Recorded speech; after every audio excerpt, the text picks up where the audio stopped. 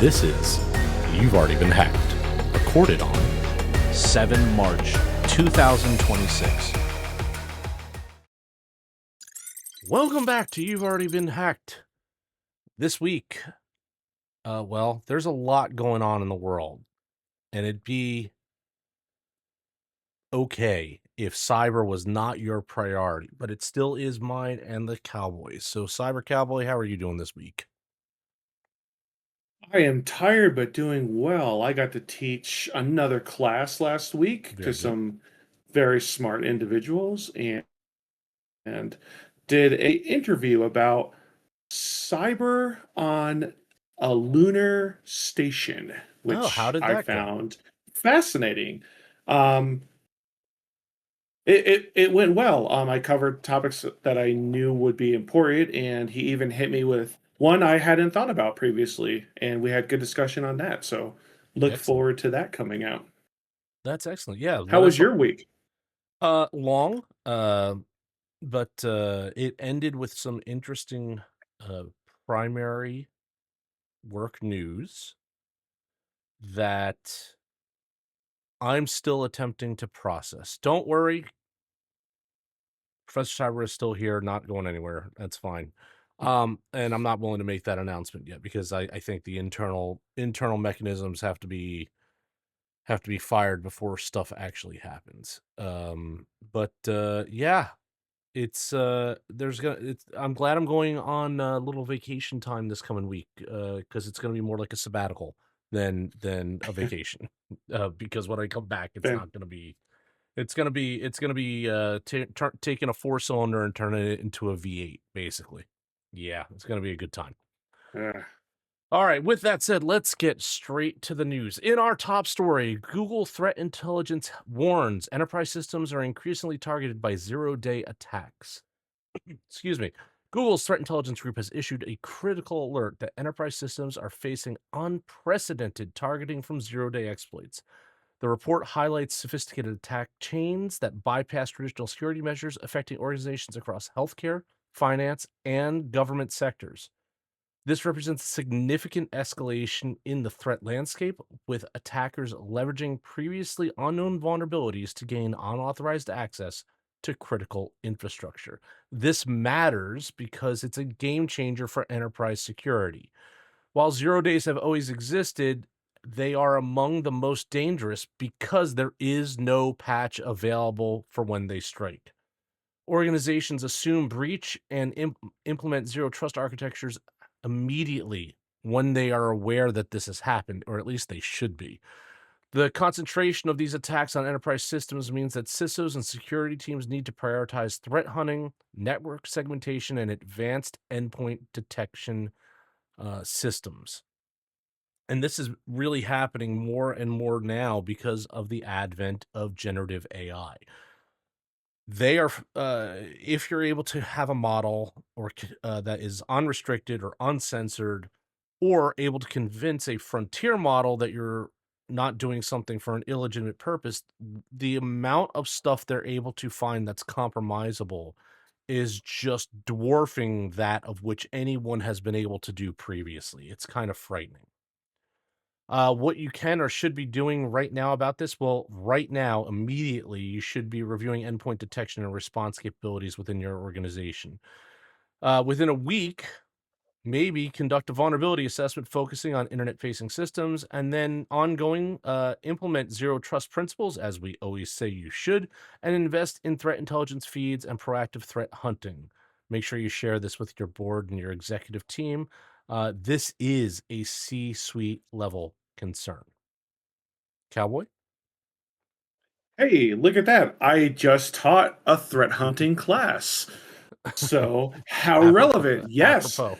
Like I mean, you in today's world, you can't afford to not be proactive. I harp on it with anyone I talk to about defensive cyber operations, threat intelligence feeds, all of it. And just to hit up some numbers in this of what we're looking at, right? We looked at 90 zero-day vulnerabilities in 2025. Not a record, but an increase since 24, and 43 of those targeted those enterprise software and infrastructure. So about half.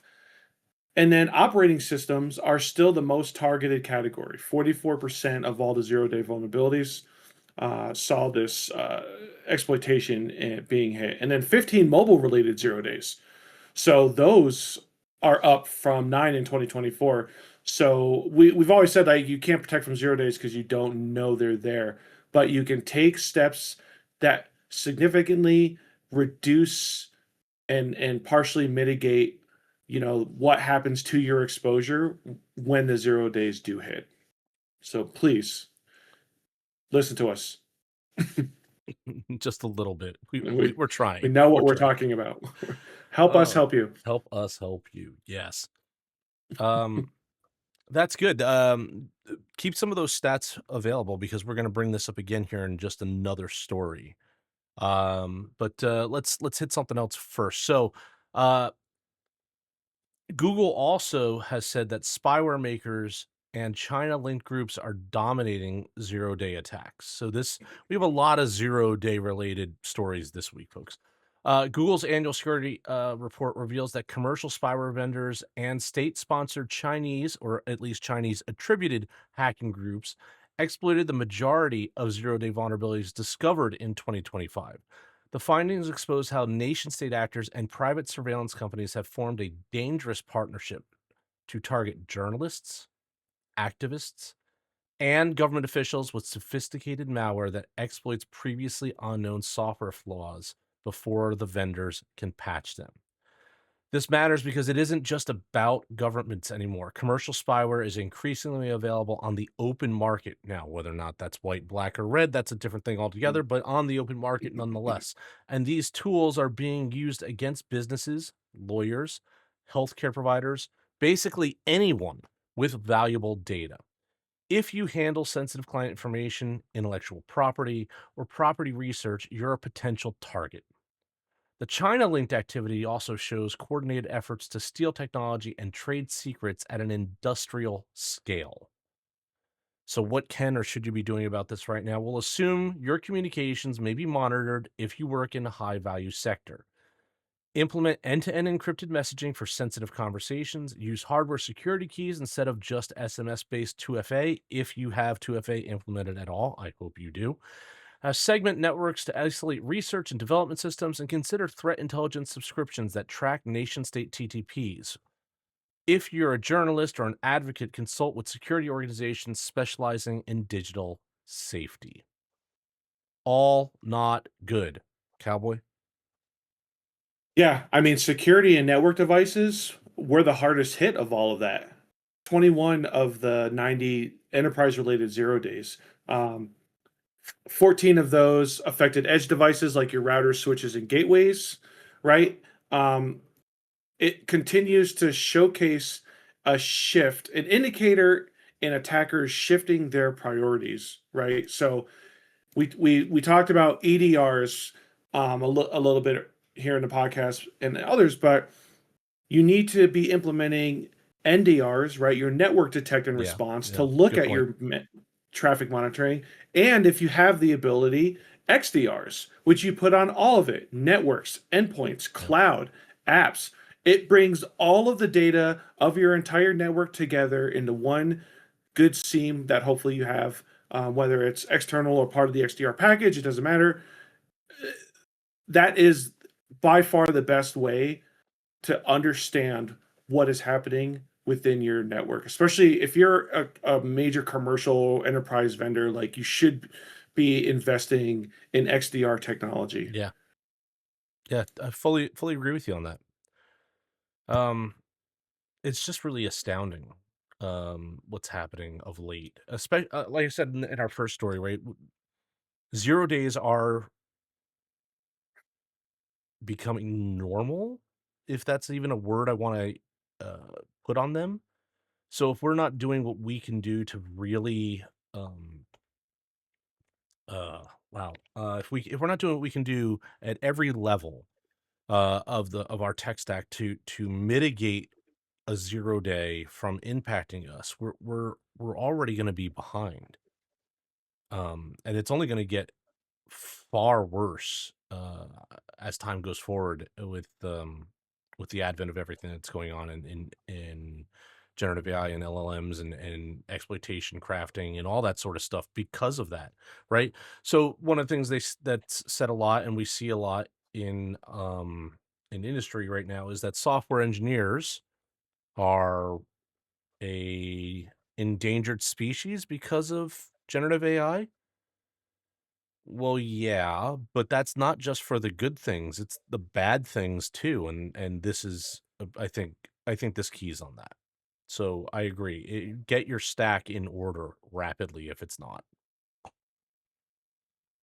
Yeah, and we can't really give you a deep historical timeline on the increases of 0 days because honestly they've only started being tracked by Google and others like in the last 10 maybe 15 years. But I think we can say with full confidence that they are on the rise because of everything the professor just stated. Yeah, yeah. Well, 0 days have been tracked, right? But not at scale like this. Right. And if there when you have reports coming out about it on the regular or annually, that's and they're not just part of a larger report, they are like the focus, that shows us there's a significant shift. So, very concerning. And here's our last story related to Google and the 0 days. Like, there's a lot to unpack on this, and this is why we focused on it this episode. As Cowboy hit on, Google says 90 0-day exploits were used in attacks last year. This is a sobering number in this assessment. The Project Zero team documented 90 distinct 0-day vulnerabilities that were actively exploited in the wild during 2025. This is a significant increase from last year, as Cowboy alluded to earlier. This represents nearly one new unpatched exploit per week, with most targeting widely used software, including web browsers, as he said, operating systems, and mobile platforms. The trend indicates attackers are becoming faster at discovering and weaponizing unknown vulnerabilities before your security team even knows what hit them. This matters because at 90 0 days per year, you're facing an average of almost two per week, not per month, but again, per week. Two new unknown vulnerabilities per week. This fundamentally changes what your security strategy needs to be because traditional patch and pray ain't going to work no more. By the time a vendor releases a patch and deploys it to you, the attacker is already moving on to its next exploit. The volume means you cannot solely rely on vulnerability management. You need to do the defense in layers that work even when the unknown threats slip through. This is what we're talking about getting your stack in order. What you need to be doing right now is you need to shift from reactive patching to proactive defense. Deploy network segmentation to limit blast radius effects of 0 days if your systems are compromised. Implement application allow listing so only trusted code runs on your endpoints. Use behavior based detection. As Cowboy alluded to, you'd see this in your EDR, your XDR stacks that can spot malicious activity regardless of the exploits used, and assume a breach and focus on detecting lateral movement. Prioritize security awareness training since social engineering often precedes a 0-day exploit. Consider cyber insurance and make sure if you do, it has 0-day coverage as part of that rider. Cowboy?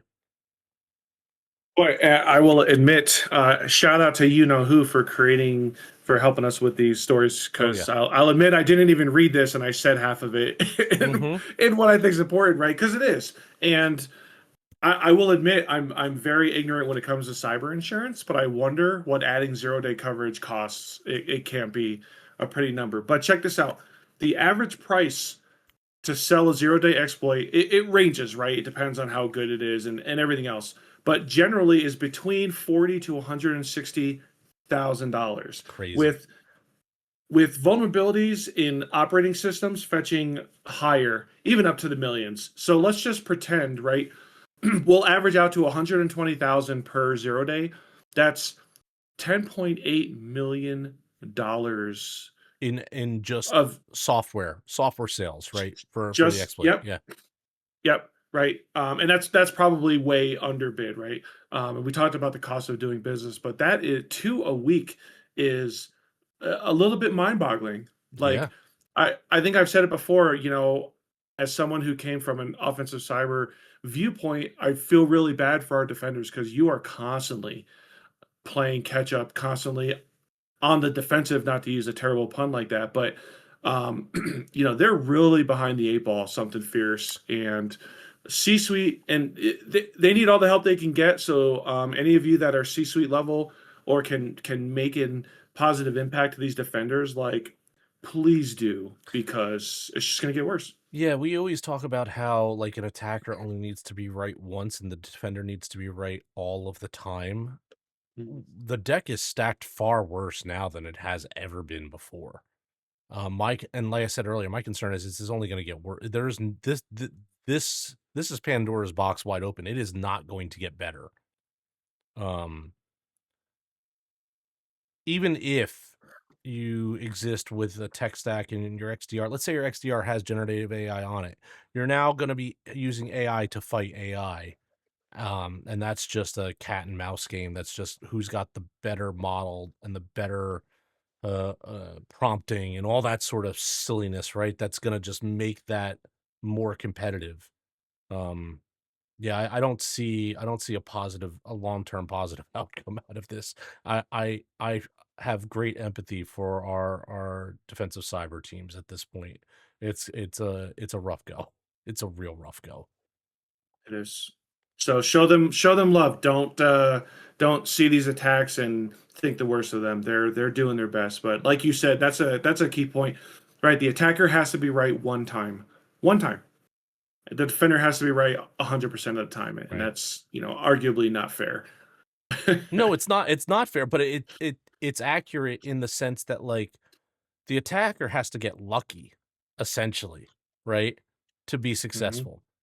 The defender has to stop everything that could potentially go wrong, which, let's be honest, is impossible. So if you are a C-suite member and you are exacerbated that your network was compromised, your defenders could have done everything right and still had that happen. So don't like how I said, do not take it out on them. Um, Work the problem, understand how it happened, and if it was a 0 day, your defenders aren't going to be able to stop a 0 day because it's a 0 day. That by definition means nobody knew about it, right? So like take a breath and realize that too. Um, and see what type of lessons learned you could have in place to have more defense in depth on your network to limit that, like I said, that blast radius of collateral damage if you do get exploited with a 0 day. That's what I think.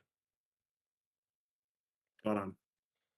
All right, in our next story, we'll move on from a little bit of Google here. iPhone users are warned crypto scans can trigger a Corona iOS exploit. I actually only heard about this earlier this week, but it's something that's quote unquote a little bit older. So if you're patched up to date, which not everybody is, it might not be as big of a deal. But here we go. Security researchers have uncovered a dangerous new attack vector where cryptocurrency scam interactions can trigger the Coruna, and that's spelled Coruna. So I might be mispronouncing, but I think I'm close. Exploit chains on iPhones, potentially compromising device security and allowing unauthorized access to sensitive data, including private keys, messages, and financial information. The attack leverages vulnerabilities in iOS when users interact with malicious cryptocurrency wallet apps or click on crafted links in phishing messages, demonstrating how even seemingly harmless crypto activities can open pathways for serious security breaches. This matters because it is particularly insidious because it targets the intersection of two high risk areas cryptocurrency and mobile devices. iPhone users often feel protected by iOS's reputation for security, but this exploit shows that reputation can create a dangerous false sense of safety and security. If you're involved in crypto trading, holding digital assets, or even just curious about them, you may have installed apps or clicked on links without realizing the iOS level compromise risk. So, what is it that you can or should be doing right now? Well, Never install cryptocurrency wallet apps outside of the official app store, and even then, you should be verifying the developer's credentials thoroughly. Use hardware wallets for significant crypto holdings and never store large amounts on mobile devices. Enable iOS lockdown mode if you are in a high risk profession or handling valuable digital assets. Lockdown mode is great for this sort of stuff, and I think there was even a story that came out recently how the FBI tried to get Apple to give them the decryption key of a reporter, I think, and Apple's like, "We can't help you." They had lockdown mode on. We're like, "We have nothing." Hmm. And they could not compromise. They could not get into the individual's phone because of that. They couldn't get any valuable data. Um, where was I? Don't click links in unsolicited messages about crypto opportunities and or even from known contacts. Verify first. Keep your iOS up to date and immediately when Apple releases security patches, if you've interacted with suspicious crypto acts, change all of your passwords and consider factory resetting the device. Cowboy?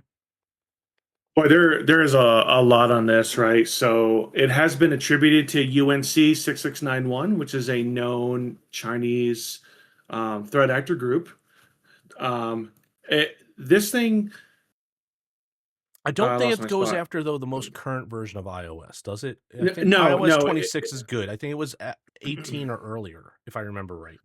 yeah, 13 through 13 through 17.2. 17. Yeah, okay. But what I found fascinating technologically about it is it bundled 5 full exploit chains and 23 specific exploits, Crazy. all within this one, right? Through standard watering holes, um, and I lost it now. There was something else. Well, like Cowboy finds that. I No, mean, I can't find it. Sorry. It also went after uh, seed phrases, which, for those that don't know, is a 12 to 24 word sequence that acts as the master backup for your mhm, cryptocurrency wallet, mhm, right? So it not only went after the backups, it went after everything. I mean, very that it, when you use that many threat vectors, like that is a well and long term uh, developed code, right? Very, mhm. very specific. So they put a lot of time into this. They've got custom command and control networks behind this. Like this, this was a nasty one. Yeah. Uh, and only lucky that it wasn't on 18 or 26, which are the two most recent versions. But not Yes. everyone has the most recent stuff, right? So, yeah. If you can't afford a new phone, right, and you have the old stuff and it's not updated. I mean, same as, oh, I can't afford Windows 10 or 11 or whatever number we're on now, and I've still got XP, right, or something. Hopefully not that bad, but yeah, I mean, upgrade for a reason, right? Well, I mean, I've heard the rumors that Windows 12 might be heavily subscription based, or at least chunks of it. So we might have a whole episode on the values of Linux at some point as well. I Uh, def I've heard that. I yeah, hope not. I hope Microsoft, don't not. do us I wrong. hope not. I hope not. Okay. In our last story, ThreatLocker has launched zero-day network and cloud access to stop credential-based cyber attacks. ThreatLocker has announced a new zero trust network access solution designed specifically to prevent credential based cyber attacks that have become the leading initial access vector for ransomware and data breaches. The platform uses application allow listing, least privileged access controls, and continuous authentication to ensure that even stolen credentials cannot be used to move laterally through networks or access critical systems. Early adopters report significant reductions in successful unauthorized access attempts within weeks of deployment.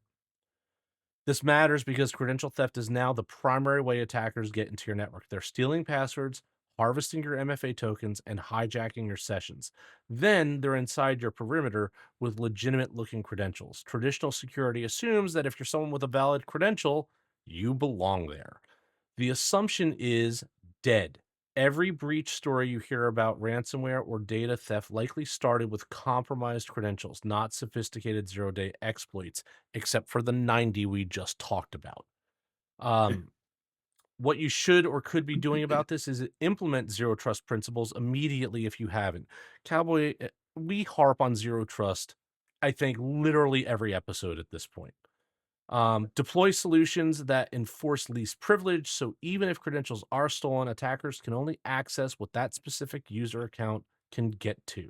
Enable hardware-based authentication keys, such as a YubiKey, where possible, since they are much harder to phish than passwords.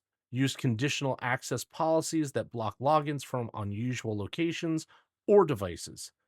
And segment your network so compromised credentials can't be used for lateral movement. Finally, audit privileged access continuously and remove unnecessary admin rights. I used to teach an article about an employee that had gotten so valuable at their company, they had access rights on top of access rights to do things. And then they got let go. Imagine what that person did when they got let go. It was not I don't want to pretty know. because they had way too much access to too many things. Cowboy, your thoughts on what Threat Locker's doing?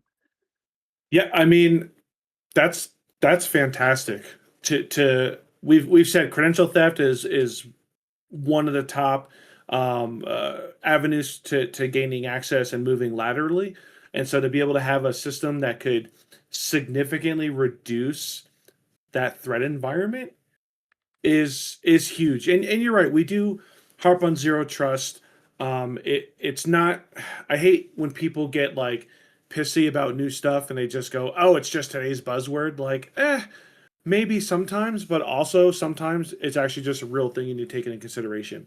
And whether you're using CISA's zero trust model, which has 5 pillars: identity, device, networks, apps, workloads, and data, or you're using NSA's maturity model, which is users, device, applications, and workloads, data, network environment, automation and orchestration, and visibility and analytics, which I argue is better than the one I prefer.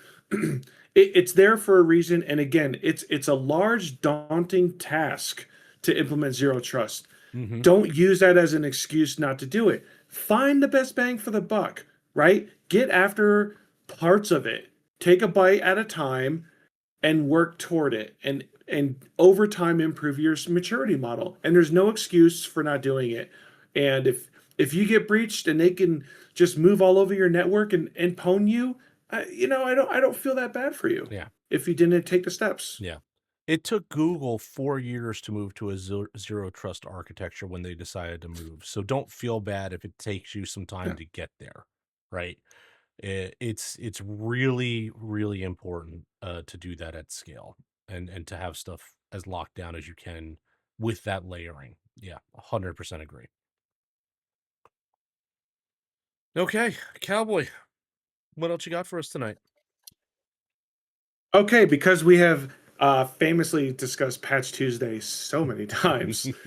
0 days don't wait for Patch Tuesday. They ship with their own deployment schedule. So I'm Cyber Cowboy. Stay frosty, my friends. And I'm the professor of CyberRisk. That's all the news for this week, and we'll talk again soon.